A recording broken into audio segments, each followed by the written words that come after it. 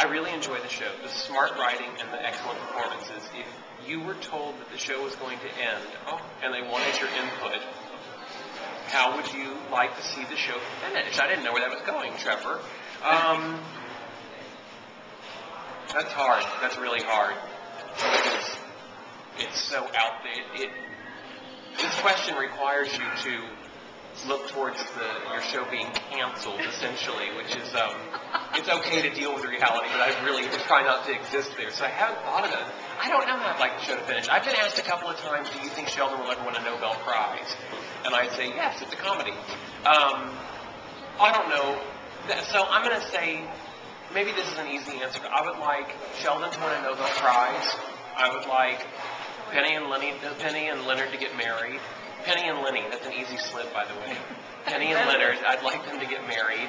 I'd like for to talk to women. And I'd like for Howard Wolowitz to just find somebody who loves him. I don't know. Oh, now see, that's interesting. I think I've had everybody finding love basically on the show except for Sheldon.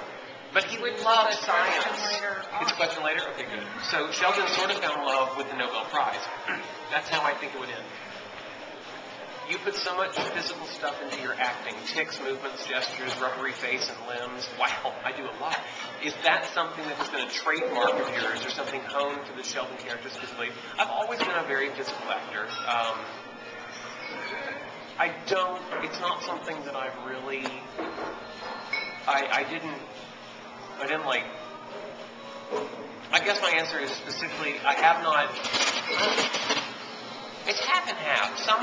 A lot of things I do just naturally. That's how I am, you know. Sometimes I do roles where I really have to kind of rein some stuff in every once in a while. Not this one, obviously. Except that Sheldon, this is where the thought process comes in. Sheldon does have a tightness about him, you know, a restrictedness in a way. He comes, you know, maybe doesn't want to touch too much, things like that. But some of it is actually written in, especially when Sheldon's face starts going. That appeared in a script before. I don't think that I did that first. And like can't decide where to sit or whatever. Once again, I make my own choices how I'm moving through it and I flow in it, but it's sort of still dictated by the confines of Sheldon's looking for a seat, and that's just my interpretation of how Sheldon looks for a seat. But so I really I thought, I hope I don't get too off topic, I thought that was such a wonderful written scene because I guess they always call it laying pipe when you have to get a lot of exposition out of the way. And they did through that scene of that happening. And I just thought that's genius to think of doing that. I mean, you know, we have to get all this information out. What can we do? Well, and they put Penny and Sheldon together and the whole thing around the apartment. I was just like, that's really, we're very fortunate I feel, with our writers. What aspect of Sheldon's character are the closest to yours? Definitely, I was going to say there's two, but I guess there's really, I was going to say I definitely have some OCD qualities of my own.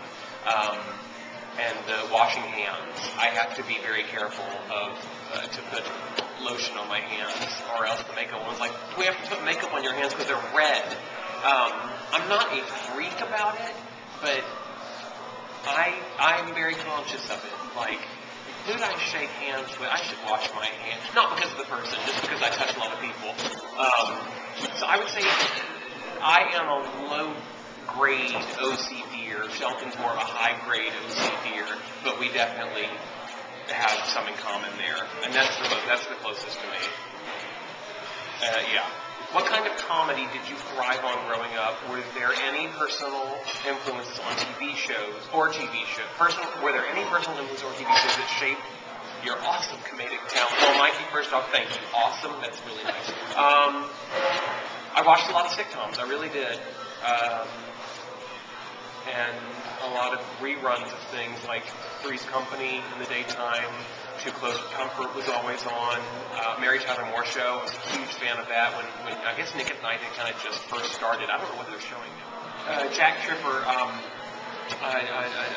John Ritter, was his movement, I know, hit in my head so much. falling down, throwing whatever, and then the situations of a Bob Newhart show and like a Mary Tyler Moore thing, that kind of quippy, conversational, really smart, and the intricacies of a conversation finding in the comedy, I just really took to that, and the musicality of it all.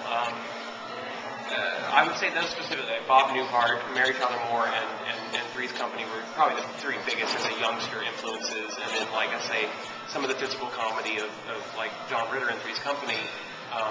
Even Mary Tyler Moore, though, was actually very, I thought very physically funny. She could be an awkward, kind of that long body, really nicely used. I didn't watch like Three Stooges and things like that, and I still haven't really.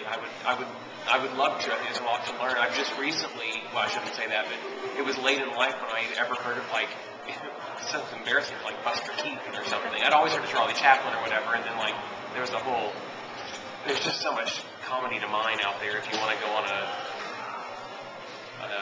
scholastic rampage about it, academic, and your comedic acting is great, thanks, and seemingly effortless. Well, that's truly seeming. That's where the acting comes in. When you perform Sheldon, to what extent do you rely on free flow and intuition, and to what extent do you plan the details of your performance? So there's a follow-up question, so I'll go there first. I rely on free flow and intuition, which I think are actually pretty well descriptive words for it, during the rehearsals, during my first read of it, what happened in my head, and the first time we physicalize it. And we rehearse for 3 days, really, and then we start pre-taping and technical stuff on the 4th, and then we do it for the audience on the 5th. And those first 3 days is really the most of the free flow and intuition. And then you really have to start setting things down. You're going to pre-tape things on Monday, so they got to be consistent. And then Tuesday night, or 5th night for us is show night, so it's got to be laid in stone. So there's about 3. As far as I wouldn't know where to begin on improvising lines. There's none of it. I mean, I mess up sometimes, but I am a very every and, but, and the, I'm a real stickler for. I don't know if it was the theater I did or just some weird, once again, the OCD kicking, I don't know, but I'm real. And I wouldn't know, so many of Sheldon's speeches, I wouldn't know where to go if I got off track. I couldn't improv some of it. Anyway. Follow-up question. Now that the characters become so popular, are you making any conscious decisions to diminish, maintain, augment any of Sheldon's quirky traits? No, I'm not consciously, but I kind of thought about this earlier. I think in the writing, we'll see Sheldon's face begins to twitch. That's just something Sheldon does. It's something that happened once, and I said this right, I don't remember if it was a Redden thing or a me thing. Something happened, and I think it was writing. And then we liked it, and so we're like, that's something Sheldon does. Twitches, trying to find a proper seat in the apartment, or Penny's apartment, or whatever. That's become a reoccurring thing. And that's the beauty of one of the beauties of getting to do, I think, a TV series as opposed to a play, as opposed to a movie. The character does develop, and it does grow, and thank God, because it keeps the workday interesting.